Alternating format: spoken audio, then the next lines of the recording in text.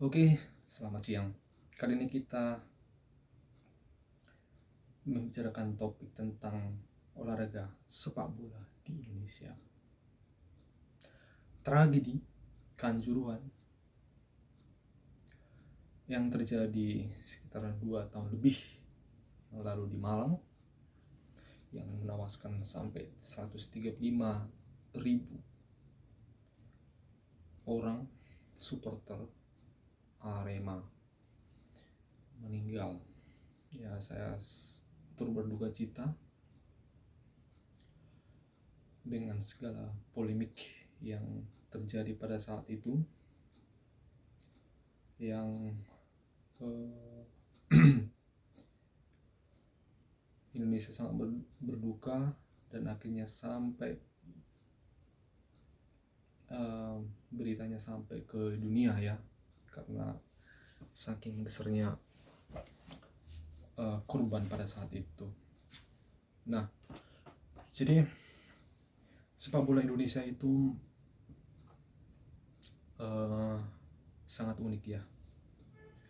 Di satu sisi Indonesia itu supporter sepak bolanya itu adalah tergolong supporter yang paling fanatik ya, paling fanatik di dunia, baik itu di klub dan juga timnas ya. Jadi Indonesia itu sangat merindukan supporter Indonesia itu, penduduk Indonesia itu sangat merindukan supaya sepak bola Indonesia itu sangat maju dan bisa bersaing di internasional. Oke.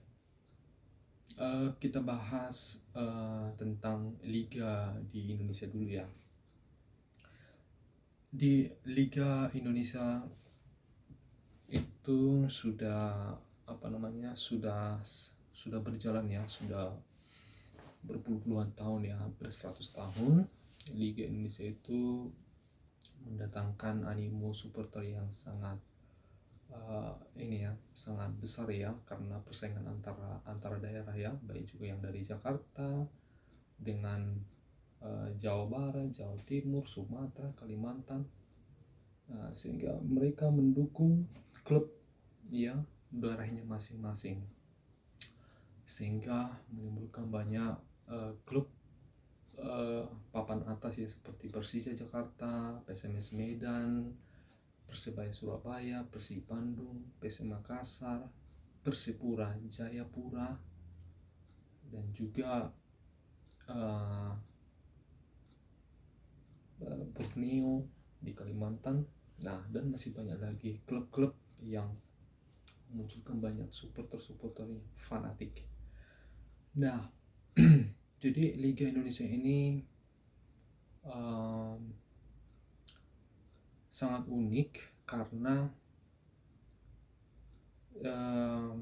kalau kita bandingkan ya dengan liga di Eropa ya, liga di Eropa itu sangat konsisten, baik itu dalam jadwalnya dan juga kualitasnya sangat bagus ya. Sedangkan di Indonesia itu masih sering terjadi Liga Indonesia itu masih belum konsisten, baik itu dari jadwal yang sering berubah-ubah, formatnya juga berubah-ubah. Kalau di Eropa kita lihat kan konsisten kan, formatnya itu ada liga yang pertama, liga kedua, liga ketiga, itu selalu konsisten, tidak terjadi perubahan format.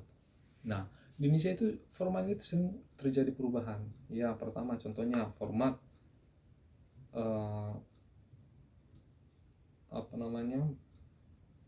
dua wilayah, timur barat ya, kemudian berubah lagi menjadi satu wilayah, jadi 20 tim. Nah, berubah lagi. Nah, sehingga karena sering terjadi perubahan, jadi pemain pun jadi bingung ya, akhirnya jadi sering terjadi carut marut, sehingga Indonesia tuh masih mencari jati diri untuk membuat suatu format liga yang terbaik, karena memang wilayah Indonesia ini sangat-sangat luas ya, sangat luas, dan juga penduduknya sangat banyak, dan juga klubnya sangat banyak ya, ada ratusan, hampir 1000 ya, 1000 klub, baik yang profesional dan amatir. Nah, kemudian juga yang tidak konsisten itu adalah jadwal. Karena perubahan format maka jadwalnya berubah. Nah, ya karena di Indonesia itu biasanya jadwal itu berubah itu karena menyesuaikan diri dengan biasanya itu perayaan Hari Raya Idul Fitri. Nah, biasanya pada saat Idul Fitri itu biasanya dibuat libur biasanya agak lama sampai 1 bulan begitu, sehingga membuat jadi perubahan jadwal. Kadang kadang 2 tahun atau 1 tahun seperti itu. Maka kemudian juga di tahun 1965 Liga Indonesia pada saat itu pernah off ya, karena disebabkan oleh gerakan G30 PKI. Nah, kemudian yang kedua itu Liga Indonesia itu pernah off itu pada saat krisis moneter 97-98. Oke. Nah, kemudian Liga Indonesia itu terjadi dualisme ya, di tahun 2011-12 sampai 2015-2016. Nah, di situ terjadi masa kelam persepak bola Indonesia. Ada dualisme kepemimpinan, dan juga karena saking ada dualisme kepemimpinan di PSSI, maka puncaknya itu pada tahun 2015 ya, Liga Indonesia itu divakumkan atau dibekukan oleh FIFA ya, karena terjadi dualisme ya, karena kepemimpinannya yang sangat buruk, maka di-off-kan selama 2015. Kemudian pelan-pelan 2016 walaupun Liga Indonesia itu tidak resmi, persepak bola itu dihidupkan kembali, tetapi tidak resmi ya, tidak diakui oleh FIFA. Maka titik awalnya itu dari 2017 ya, 2017 Liga Indonesia kembali dibangkitkan dan dibuat lagi ya, dengan format 18 klub ya. Nah, dari situ sudah mulai konsisten. Nah, kemudian terjadi lagi hal yang membuat sepak bola Indonesia kembali lagi menurun, yaitu COVID-19 yang melanda dunia tahun 2020.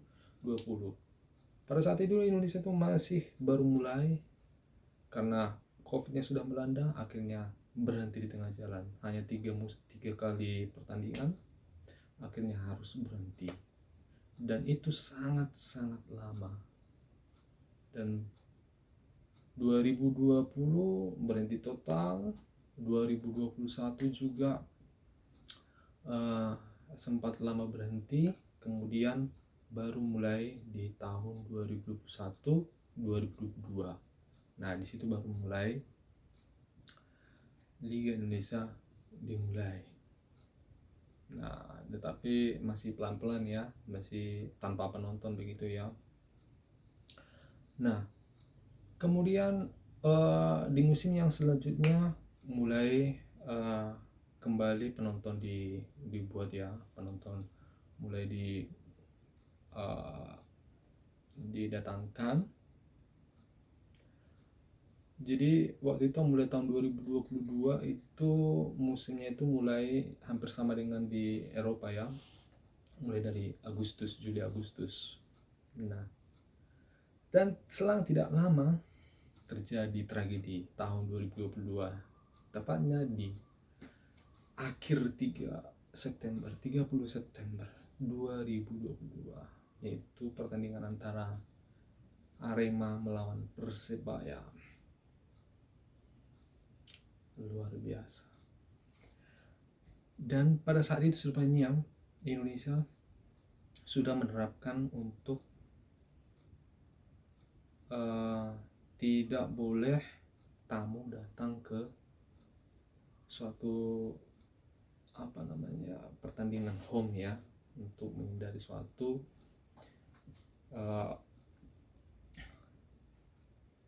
perkelahian begitu ya, tawuran begitu ya.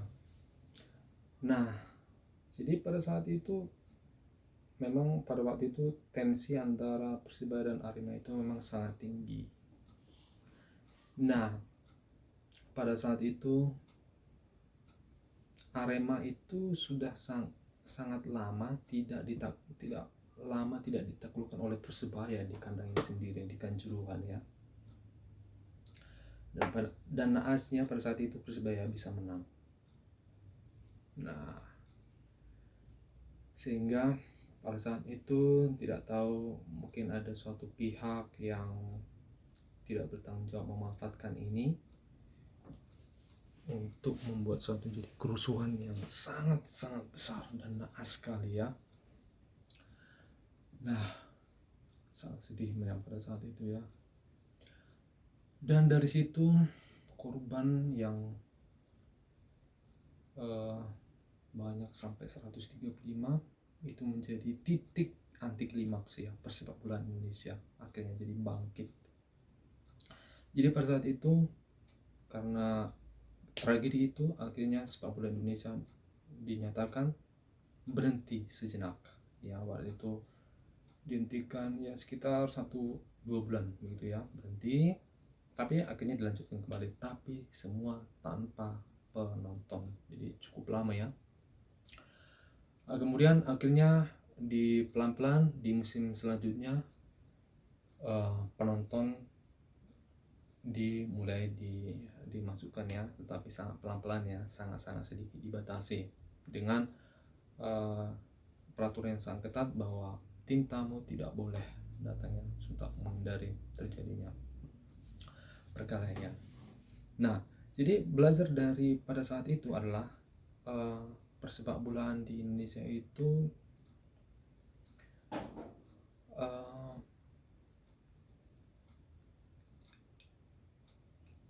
persepak bolaan di Indonesia itu tidak bisa lepas dari namanya fasilitas ya, lapangan dan stadion ya, untuk mendukung pertandingan yang ada di liga di Indonesia.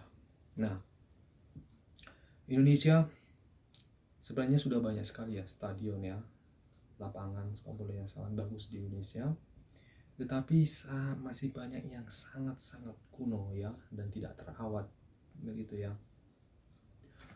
Masih sangat banyak ya, contohnya kalau di Eropa stadionnya itu sudah tanpa lintasan atletik, sedangkan di Indonesia itu masih kebanyakan menggunakan lintasan atletik, jadi masih sangat kuno ya. Saya tidak tahu, memang pada saat itu Indonesia cenderung untuk membuat stadion untuk lintasan atletik, sehingga jarak penonton dengan Indonesia itu ya, dengan pemain itu sangat jauh ya, sehingga kurang bisa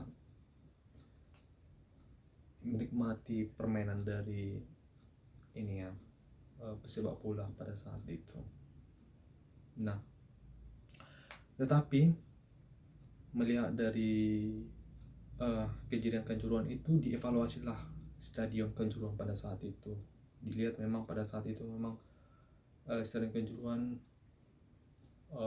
banyak yang harus dibenahi ya, dari standar keamanannya, pintu-pintunya itu langsung diperbaiki. Maka pada saat itu Ketua PSSI dan pemerintah Indonesia langsung memerintahkan 22 stadion di Indonesia diperbaiki, direnovasi, dan dibangun yang baru juga.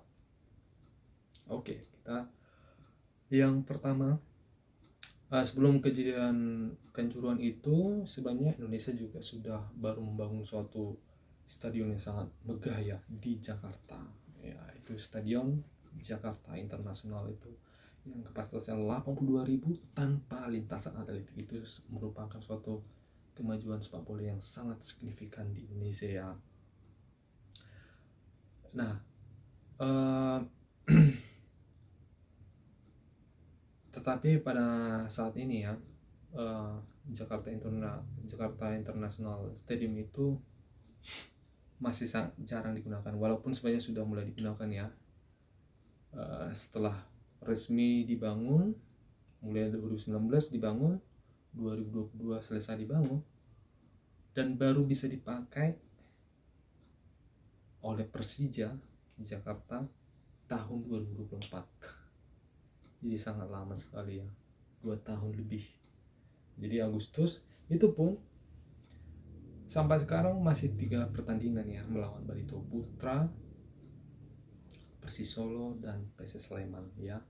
Itu pun penontonnya tidak bisa full ya, hanya maksimal itu sampai 27.000. Saya tidak tahu apakah mungkin mengantisipasi karena aksesnya di Jakarta itu masih sangat kurang ya, sehingga dibatasi. Tapi untuk kedepannya nanti kita berdoa supaya aksesnya itu nanti diperbaiki lagi, sehingga JIS bisa full dan bisa menampung animo supporter Persija di Indonesia dan juga timnas ya.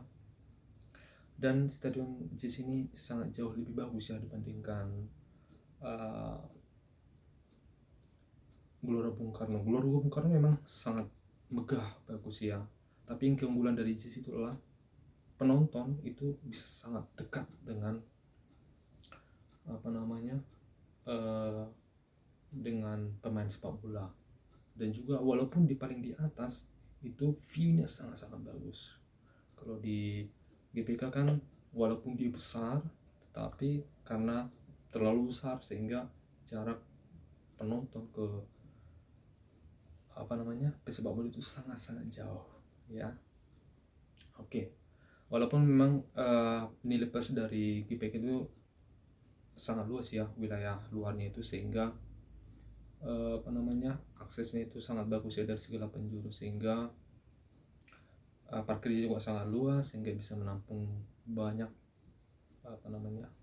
penonton. Sedangkan kalau di JIS masih sangat terbatas, tapi pelan-pelan nanti akan dibuat transportasi publik ya di Jakarta International Stadium, yaitu stasiun. Nah, dengan adanya stasiun nanti ini komuter lain nanti akan bisa mengangkut semua supporter dari berbagai daerah bisa masuk ke JIS. Oke, jadi Jakarta International Stadium inilah sebagai awal dari kemajuan infrastruktur sepak bola di Indonesia ya, terutama untuk stadion sepak bola. Nah, kemudian pada saat itu tarik kembali kita terkait 22 stadion yang direnovasi. Yang pertama itu adalah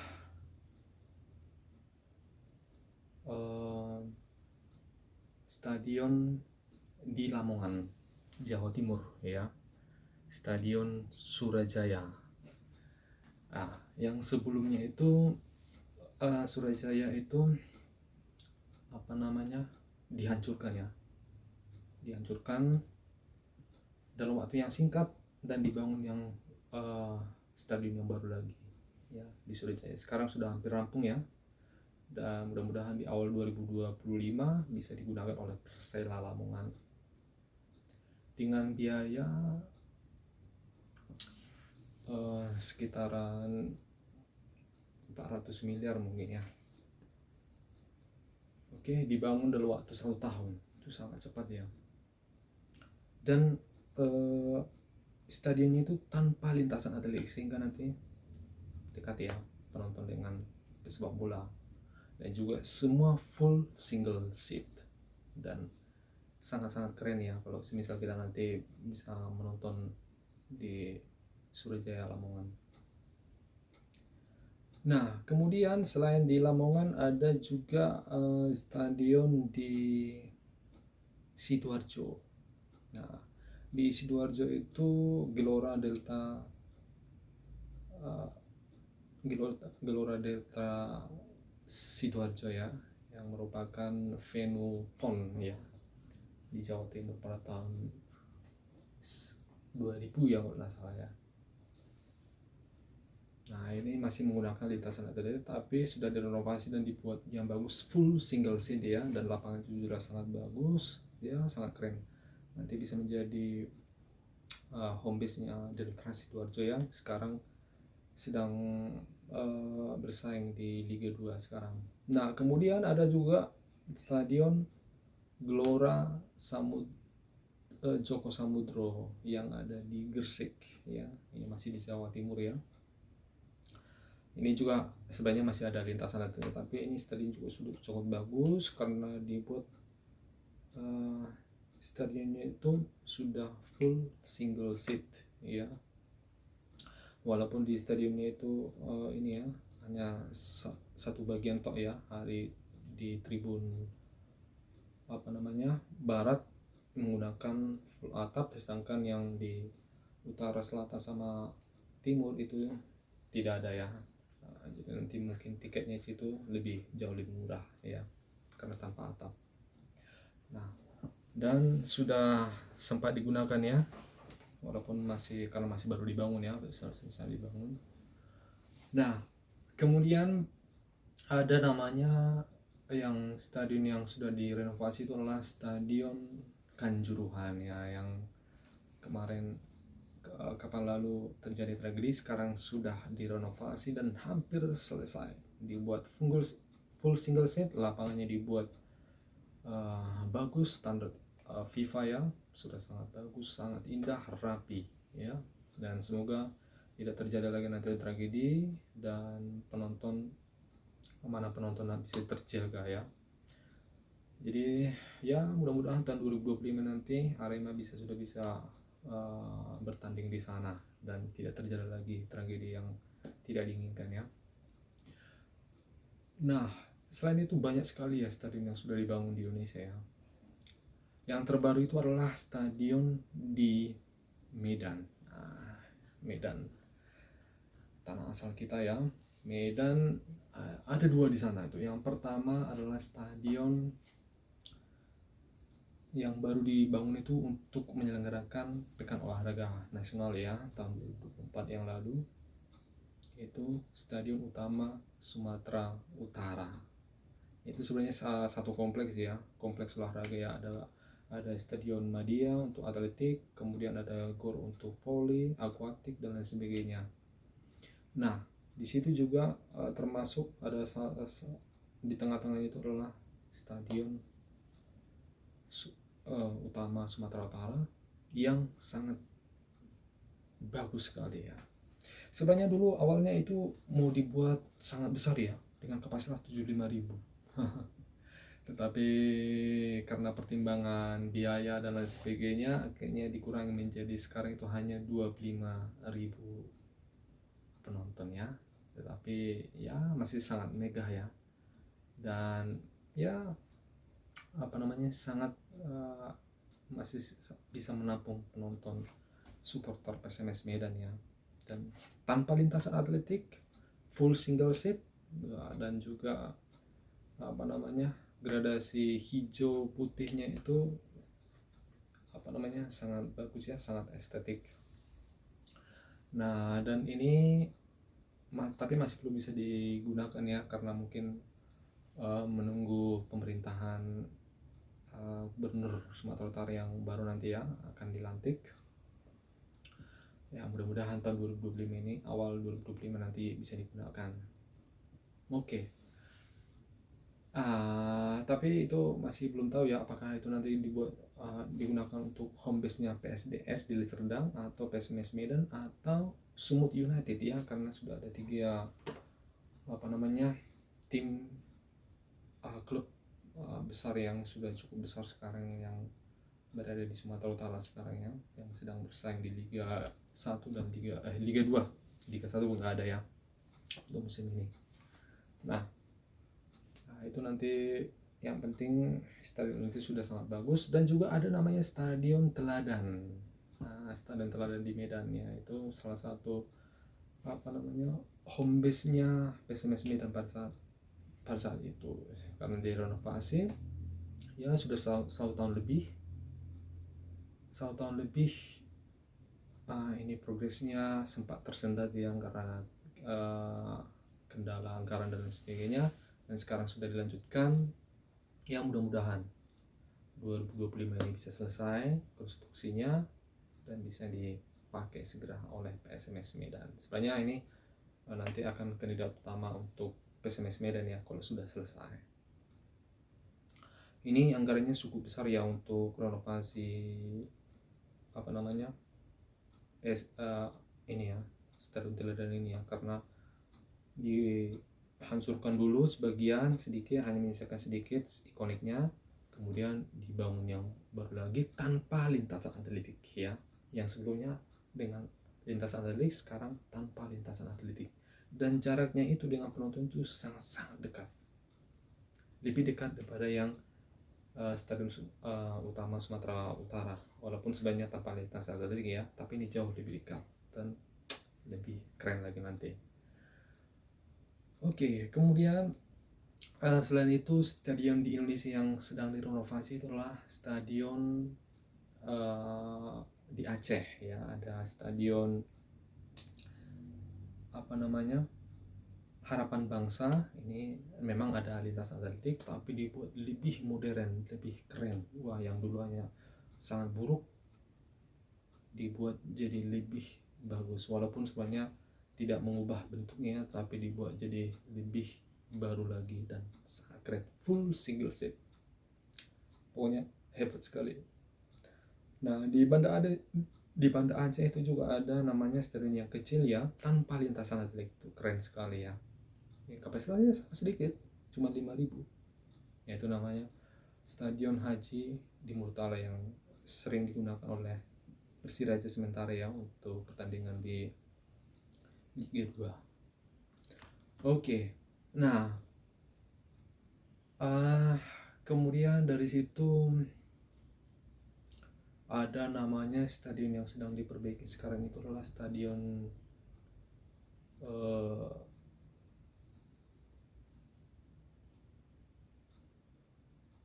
stadion di Sulawesi ya, kandang sementara dari PSM Makassar, itu yang ada di Parepare, Stadion B.J. Habibie ya.